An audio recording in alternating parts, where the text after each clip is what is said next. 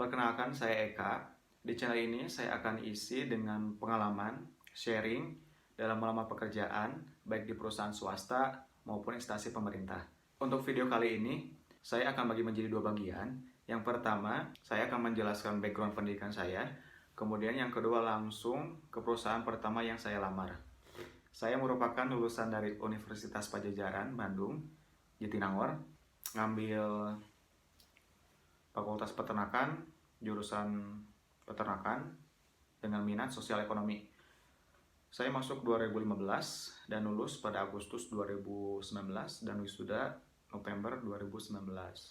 Oke, dalam melamar pekerjaan biasanya kualifikasi yang diberitahu perusahaan biasanya minimal pendidikan, entah itu SMA, S1, S2, kemudian nilai baik IPK maupun NEM ya kalau SMA. Kemudian keaktifan di organisasi, di kepanitiaan, apakah kamu fresh graduate atau pengalaman? Oke, yang pertama dari pendidikan, saya S1. Kemudian IPK ya biasanya. IPK 3,02. Terus keaktifan organisasi sama kepanitiaan, lumayan lah. Pengalaman apa fresh graduate? Ya fresh graduate kan. Terus ada yang kualifikasinya tinggi badan sama berat badan, sama berpenampilan menarik, biasanya untuk bank. Jujur saja, saya sebagai lulusan sarjana peternakan, peluang saya untuk menjadi karyawan di perusahaan itu sangat sempit, kecuali di perusahaan peternakan sendiri. Karena di jurusan kita sendiri, kita dipupuk untuk menjadi pengusaha peternakan, baik di unggas ataupun di hewan besar. Tapi semua balik ke diri kita sendiri, mau jadi pengusaha ataupun mau jadi karyawan dulu. Untuk saya sendiri, sebenarnya belum ada ide buat usaha apapun. Antara ini jalan buntu atau emang nggak ada ide gitu, jadi pengen jadi karyawan dulu. Udah paling segitu aja background saya. Kemudian yang kedua, langsung ke pengalaman saya melamar di perusahaan pertama. Sebenarnya ini bukan melamar, tapi inviting dari PT Medion Pharma Jaya lengkapnya. Perusahaan ini merupakan perusahaan dagang yang menjual obat-obatan untuk ternak dan ikan, juga menjual alat-alat untuk di kandang. Berarti sejalur kan antara pendidikan dan pekerjaan. Oke. Saya dapat inviting dari Medion ini waktu Oktober 2019. Saya bakal kasih emailnya, ya. Dilaksanakan waktu Oktober 2019, tempatnya di Fakultas Peternakan Universitas Padjadjaran, Jatinangor. Bisa dilihat ya, ini kelengkapan berkasnya. Berkas-berkas ini umum digunakan untuk melamar ke perusahaan.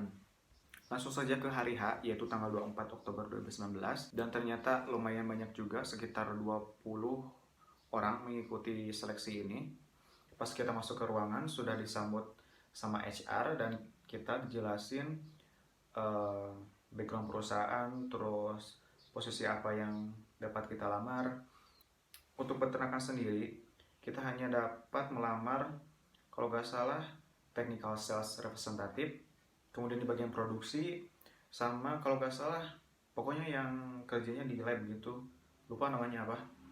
Waktu itu saya pilih technical sales representative, dan HR juga menjelaskan tahapan seleksinya. Pendaftaran online, saya di inviting ya. Kemudian seleksi tahap 1, administrasi. Kemudian seleksi tahap 2. Nah ini, tes aptitude. Oke, berarti langsung ke seleksi tahap 2. Di mana seleksi tahap 2 ini, yaitu tes aptitude, kita diberi gadget satu orang satu. Jadi sistemnya online. Seingat saya, dulu tesnya ada tes matematika dasar, bahasa Inggris, bahasa Indonesia, EYD, pilihan gambar, sama apa ya namanya, pokoknya tes yang memposisikan kita sebagai pegawai di perusahaan tersebut gitu. Waktu tes berlangsung, soal-soal dari mereka sangat kompleks dan menurutku susah sih, karena baru pertama kali kan psikotes untuk kerja. Mereka bilang yang lolos nanti dihubungi 2 minggu kemudian lewat email ataupun by SMS gitu. Ya selama 2 minggu nunggu, saya gak dapat undangan untuk interview sama HR. Kalau gak salah hanya 3 orang dari puluhan yang kemarin seleksi itu. PT Medion ini tidak dikhususkan untuk anak peternakan saja, tetapi sangat bisa dilamar oleh jurusan lain, sangat banyak peluangannya. Kalian bisa buka website Medion, yaitu di medion.co.id, dan kalian bisa buka menu karir. Gitu aja pengalaman yang dapat saya jelaskan, karena mentok di seleksi tahap 2 dan itu pun gak lolos. Di video selanjutnya insya Allah bakal lebih kompleks karena saya lolos ke tahap selanjutnya kayak HR, user sampai ditolak pun ada. Oke, terima kasih sudah menonton. Semoga video ini membantu bagi kalian-kalian yang ingin cepat bekerja. Dan tunggu video pengalaman aku selanjutnya di perusahaan-perusahaan lain tentunya.